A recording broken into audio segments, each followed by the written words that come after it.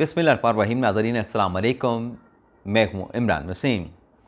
नाज़रीन, chief justice उमरता Bandial और justice काजी फायसा की एक बड़ी अहम शख्सियत के साथ मुलाकात हुई है। एक तो इस बड़ी ख़बर की तफसीलात अभी कुछ देर में आप नाज़रीन के साथ हम शेयर करेंगे, और दूसरा आपको ये बताएंगे कि सदर मुमलिकत आरिफ अलवी ने एक सरप्राइज़ तो आज इमरान खान साहब को और सुप्रीम कोर्ट के 3 रुकनी बेंच को ये दिया कि हुकूमत का जो नया कानून था नज़रसानी के स्कोप के हवाले से, नज़रसानी की दरख्वास्त के हवाले से, उस पर नए कानून पर तो चुपके से सदर साहब ने दस्तखत कर दिए। लेकिन अब नया सरप्राइज़ जो है वो सदर आरिफ अलवी साहब ने अपने कप्तान को, साबिक वज़ीर आज़म इमरान खान को क्या दिया है, इसकी डिटेल भी आपके साथ हम शेयर करेंगे। और फिर इमरान खान साहब का यू टर्न और इमरान खान साहब के सरप्राइज़ का क्या मामला है, उसकी तफसीलात भी आपके साथ हम शेयर करेंगे। लेकिन नाज़रीन, इन तीनों ख़बरों से प्रोग्राम का आगाज़ करने से पहले एक और चीज़ भी आप नाज़रीन के साथ क्लियर करना, आप नाज़रीन के साथ डिस्कस करना ज़रूरी है। इससे पिछले वीलॉग में आपके साथ हमने ये खबर शेयर की कि जो नया कानून supreme court review judgement and order के नाम से 2023 एक्ट के नाम से जो हुकूमत ने बनाया है, हमने आपको बताया था कि इस कानून का किस किस को फ़ायदा होगा। तो अभी मैं मीडिया पे देख रहा था कि वज़ीर कानून आज़म मंजीर तारड़ साहब की एक टॉक चल रही थी। गालिबन उन्होंने जियो न्यूज़ के साथ कोई बीपर दिया है, कोई गुफ्तगू उन्होंने की है बुलेटिन के दौरान, जिसमें उन्होंने कहा कि इस कानून का नवाज शरीफ और जहांगीर तरीन को कोई फ़ायदा नहीं होगा। और उसकी मंतक उन्होंने ये पेश की, उसका उन्होंने सपोर्ट में आर्गूमेंट ये था कि चूँकि नवाज शरीफ और जहांगीर तरीन की जो नज़रसानी की दरख्वास्तें हैं वो खारिज हो चुकी हैं, तो दूसरा रिव्यू तो हमारे कानून के अंदर अलाउ नहीं।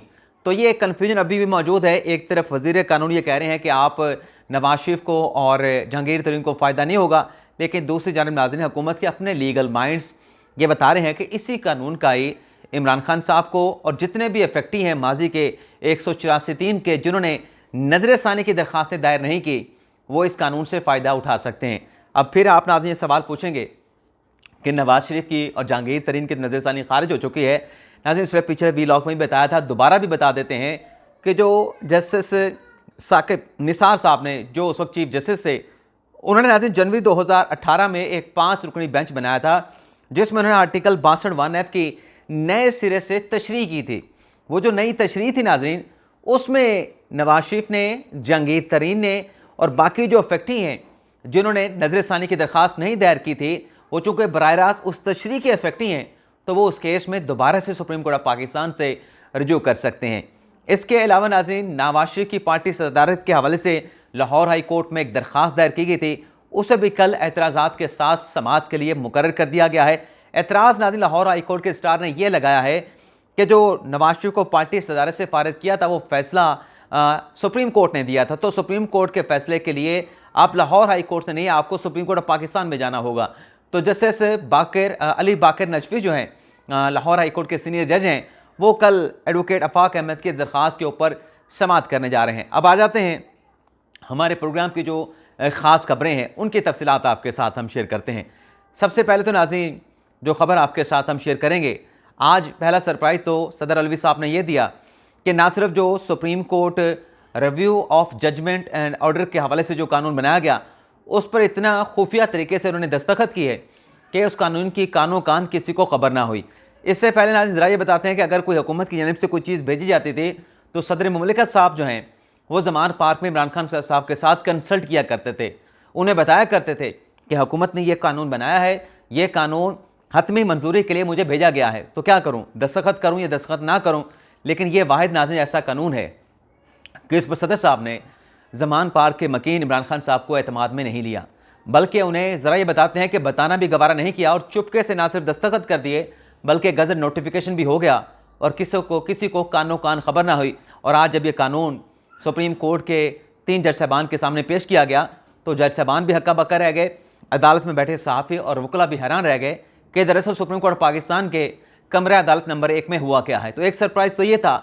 दूसरा सरप्राइज़ नाज़रीन, सदर साहब ने यह दिया है कि एक ही रोज़ में 2 कानून सदर साहब को भेजे गए थे दस्तखत के लिए। एक ये supreme court review and judgement के नाम से भेजा गया था, और दूसरा कानून नैब की नई तरमीम का भेजा गया था। जो सेकंड अमेंडमेंट नैब के कानून में मौजूदा हुकूमत ने की थी, वो तरमीम भी सदर साहब को दस्तखत के लिए भेजी गई। अब आप देखें कि वो जो रिव्यू वाला कानून है उस पर सदर साहब ने दस्तखत कर दिए, लेकिन इस कानून पे दस्तखत नहीं किए। ये कानून सदर साहब ने दस्तखत करने से छोड़ दिया। अब आप उस पर दस्तखत कर रहे हैं, इस पर दस्तखत क्यों नहीं कर रहे? ज़ाहिर सी बात है कि उस पर दस्तखत करने का कहा गया और बताया गया सदर साहब को कि आपने क्या करना है, तो सदर साहब ने दस्तखत कर दिए। लेकिन नाज़रीन, ये जो दूसरा नैब तरमीम से मुतल्लिक कानून था, ये भी सदर साहब ने बेशक दस्तखत नहीं किए, लेकिन दस्तखत ना करने के बावजूद चूँकि पार्लियामेंट के मुश्तरका इजलास से ये कानून अप्रूव करा के भेजा गया था, तो ये कानून भी जो है वो वहाँ से पास हो गया, वहाँ से मंजूर करवा दिया गया। इसके अलावा नाज़रीन, जो खान साहब ने सरप्राइज़ दिया है, खान साहब का नाज़रीन, अगर आप पिछले चंद दिनों के स्टेटमेंट निकाल के देखें, जब खान साहब को गिरफ़्तार किया गया इस्लामाबाद हाई कोर्ट से, फिर सुप्रीम कोर्ट में पेश किया गया, सुप्रीम कोर्ट के बाद खान साहब को इस्लामाबाद हाई कोर्ट में पेश किया गया। खान साहब ने कुछ इंटरनेशनल मीडिया को, नेशनल मीडिया को इंटरव्यूज़ दिए, कुछ गैर रस्मी गुफ्तगू भी खान साहब ने की, जिसमें खान साहब का नाज़रीन जो टारगेट था वो रावलपिंडी था। खान साहब के टारगेट जो है वो फैसल नसीर साहब थे। खान साहब के एक आध इंटरव्यू में, एक आध मीडिया टॉक में टारगेट जो है बराह रास्त आर्मी चीफ आसिम मुनीर शाह साहब थे। यानी खान साहब का जो टारगेट था वो पीडीएम नहीं थी, सिविलियन हुकूमत नहीं थी, खान साहब बराह रास्त एस्टेब्लिशमेंट को टारगेट कर रहे थे। अब नाज़रीन ये हुआ है, बल्कि खान साहब ने यह भी कहा था कि मुझे जो गिरफ़्तार करवाया है वो आसिम मुनीर ने करवाया है, और खान साहब ने कहा था कि उन्हें यह खदशा है जो उन्हें बताया गया है पीडीएम की तरफ से कि मेरी हुकूमत आएगी, मैं वज़ीर-ए-आज़म बनूंगा तो आसिम मुनीर शाह को जो है प्राइम मिनिस्टर के ओहदे से हटा दूंगा। तो उस उन्होंने कहा कि खौफ की वजह से आसिम मुनीर शाह साहब ने मुझे गिरफ़्तार करवाया है। और फिर खान साहब ने भी कहा था कि रेंजर ने मुझे पकड़ा है, तो इसका सीधा सीधा मतलब ही है कि मुझे आर्मी चीफ की कहने के ऊपर। खान साहब बड़ी वजाहत के साथ, बड़ी बलागत के साथ, बड़ी फसाद के साथ बताते हैं कि आर्मी का मतलब ही है, पाक फौज का मतलब ही है आर्मी चीफ। ये खान साहब ने कई इंटरव्यूज़ में कहा। अब नाज़रीन, खान साहब ने अपना टारगेट चेंज कर लिया है, और टारगेट नाज़रीन खान साहब ने उस वक्त चेंज किया है जब पानी सर से गुजर गया है। जब आप यूँ कहना कि कश्ती जब डूब जाए फिर आपको रियलाइजेशन हुई, या फिर जब कहें कि लड़ाई के बाद जो मौका आपको याद आए या जो थप्पड़ आपको याद आए तो अपने मुंह पे मार लेना चाहिए। अब खान साहब ने एक स्टेटमेंट दिया है, नाज़रीन मैं स्टेटमेंट आपको सुनवा देता हूँ। स्टेटमेंट नाज़रीन ये है खान साहब का कि जो पीडीएम है, मैं आपको बताता हूँ नाज़रीन, मैं निकाल लूँ। यानी अब खान साहब पीडीएम की बात कर रहे हैं कि इन्होंने मईशत को ऊंधे मुँह तबाही की गहराई की जानिब जो है वो धकेल दिया है। खान साहब ने कहा कि पीडीएम का 1 पॉइंट एजेंडा जो है वो पाकिस्तान तहरीक इंसाफ का खात्मा है। अब ये जो लोग गिरफ़्तार हुए, किस जुर्म में गिरफ़्तार हुए, मिलिट्री तनसीबात पे नुकसान पहुंचाने पे, मिलिट्री इमलाक पर आग लगाने पे, मिलिट्री इमलाक में तोड़फोड़ करने पे, शोहदा की यादगारों को तजलील करने की, उनकी तौहीन करने पे, शोहदा के मुजस्मे को तोड़ने पे, उनकी तौहीन और तजलील करने पे, तो ये सारी गिरफ़्तारियाँ, सारे एक्शन कहाँ से हो रहे हैं? सबको नज़र आ रहा है। लेकिन खान साहब अब पीडीएम को टारगेट कर रहे हैं कि पीडीएम पाकिस्तान तहरीक इंसाफ का खात्मा चाहती है। अब खान साहब चूँकि मुज़ाकरात करना चाहते हैं तो मुज़ाकरात के लिए एस्टेब्लिशमेंट को अपना सॉफ्ट जो इमेज है वो भी दिखाना होगा, लेकिन साथ में सियासत भी करनी है, वोट बैंक भी जो है वो इंटैक्ट रखना है।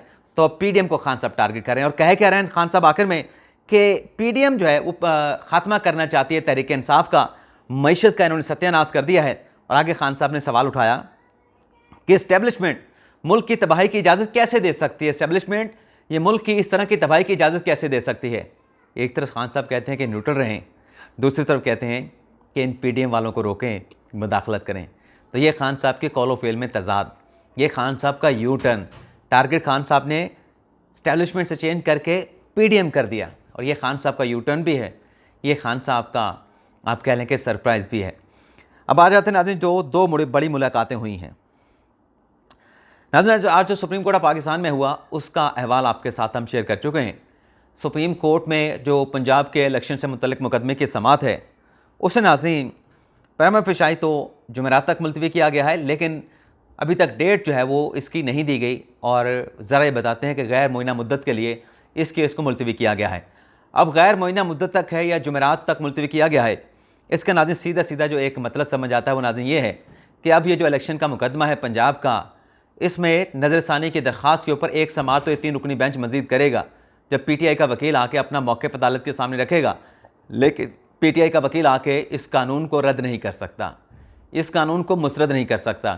तो कानून के मुताबिक नाजरीन, आइंदा समाअत के बाद इस मुकदमे के लिए, इस नज़रसानी के लिए चीफ जस्टिस को अब लार्जर बेंच तश्कील देना होगा। ना सिर्फ लार्जर बेंच बनाना होगा, बल्कि इस मुकदमे की असर नौ जो है वो समाअत की जाएगी नज़रसानी की दरख्वास्त के ऊपर। अब ये नाज़रीन केस जब मुलतवी हुआ तो हमारे ज़राए नाज़रीन ये बताते हैं कि जो अटॉर्नी जनरल साहब हैं वो अपने चैम्बर में गए। चैम्बर में उन्होंने वहाँ पर कुछ लोगों के साथ मुलाकात की, कुछ सहाफ़ियों से मुलाकात हुई और फिर वो गए वहाँ से और चीफ जस्टिस उमरता बंदयाल साहब के साथ मुलाकात की। और ज़राए नाज़रीन बताते हैं कि ये जो मुलाकात हुई बंदयाल साहब के साथ अटॉर्नी जनरल मंसूर उस्मान अवान की, ये तकरीबन कोई आधा घंटे तक जारी रही। इसी तरीके से नाज़रीन ज़राए ये भी बताते हैं कि इस आधे घंटे की मुलाकात में जो केसेस हैं सुप्रीम कोर्ट में, जिसमें फेडरेशन का मौक़िफ़ आना है, उस पर तबादला ख्याल किया गया। और इस मुलाकात के पहले या बाद कन्फर्म ज़राए नहीं कर रहे, लेकिन ये ज़रूर कन्फर्म किया है कि इस मुलाकात के पहले या बाद अटॉर्नी जनरल साहब ने जो ऑडियो कमीशन के सरबराह हैं जस्टिस काजी फ़ाइज़ साहब, उनके साथ भी 15 से 20 मिनट की मुलाकात की है। और ज़रा ये बताते हैं कि ये जो मुलाकात अटॉर्नी जनरल की जस्टिस काजी फ़ाइज़ के साथ हुई है, इस मुलाकात में जो ऑडियो कमीशन का मामला है, जो आज कमरा अदालत नंबर 1 में चीफ साहब ने कमीशन की तश्कील के हवाले से कुछ रिमार्क्स दिए, कुछ ऑब्जर्वेशन दी, उन तमाम चीज़ों पे जो है आज की इस मुलाकात में तबादला ख्याल किया गया। लेकिन साथ में नाज़रीन ज़राए जो कन्फर्म करते हैं वो ये भी बताते हैं कि जो 5 रुकनी बेंच बनाया गया था इस ऑडियो कमीशन के ख़िलाफ़, जो दरख्वास्तें आई थी इमरान खान साहब की, सुप्रीम कोर्ट बार के सदर आबिद ज़ुबैरी की, secretary supreme court bar मुक़्तदर Shabir Akhtar की और रियाज़ ज़रीफ़ नाई की, उस केस में कमीशन को काम से रोक दिया गया है और उसमें नोटिस जारी किए गए थे। वफाक को नोटिस किया गया था, जो ऑडियो कमीशन है उसको नोटिस किया गया था और उसके साथ साथ पीटीए और पैमरा को नोटिस किया गया था। तो ज़रा ये कन्फर्म करते हैं कि इस मुलाकात में ऑडियो लीक का जो मामला है सुप्रीम कोर्ट ऑफ पाकिस्तान में जो ज़ेर-ए-इल्तवा है, उसमें भी तबादला ख्याल किया गया है। उसमें जवाब भी जमा होना है, ऑडियो लीक कमीशन का भी होना है, हुकूमत का भी जवाब जमा होना है। तो इस केस में, इस मुलाकात में ज़रा ये बताते हैं कि ये मामला जो है ऑडियो लीक कमीशन का जो है वो दोनों अहम शख्सियात के माबैन जो है वो इस पर तबादला ख्याल किया गया है। इसके अलावा नाज़रीन खान साहब से मुतल्लिक़ एक और ख़बर भी है, वो यह नाज़रीन कि 190 मिलियन पाउंड का जो स्कैंडल है खान साहब के खिलाफ, जिसमें खान साहब को गिरफ्तार किया गया था, उसमें इमरान खान साहब का नाम और उनकी अहलिया बुशरा बीबी साहबा का जो नाम है वो नाज़रीन ECL में शामिल किया गया है। और ज़रा ये बताते हैं कि नैब की सिफारिश के ऊपर साबिक़ वज़ीर आज़म इमरान खान और बुशरा बीबी का जो नाम है वो काबीना की मंजूरी के साथ जो है वो ECL में शामिल किया गया है। तो एक नाज़रीन ये बड़ी खबर होगी। और जाते जाते नाज़रीन, जो मुस्तमिक नवाज़ के पिछले 1.5 साल से बयानात चले आ रहे हैं कि नवाज़ शरीफ जो है वो दिसंबर 2021 में वापस आ जाएंगे, जनवरी 2022 में जब वापस आ जाएंगे, फरवरी 2022 में वापस आ जाएंगे, मार्च 2022 में वापस आ जाएंगे। तो अब वज़ीर जो तालीम है राना तनवीर और उसके साथ साथ राना सनाउल्लाह साहब ने कहा है कि नवाज़ शरीफ आइंदा इलेक्शन से पहले पाकिस्तान में आएंगे और मुस्तमिक नवाज़ की जो कैंपेन है उसको रन करेंगे। ये था नाज़रीन आज का हमारा प्रोग्राम। इजाज़त चाहते हैं, अल्लाह हाफ़िज़।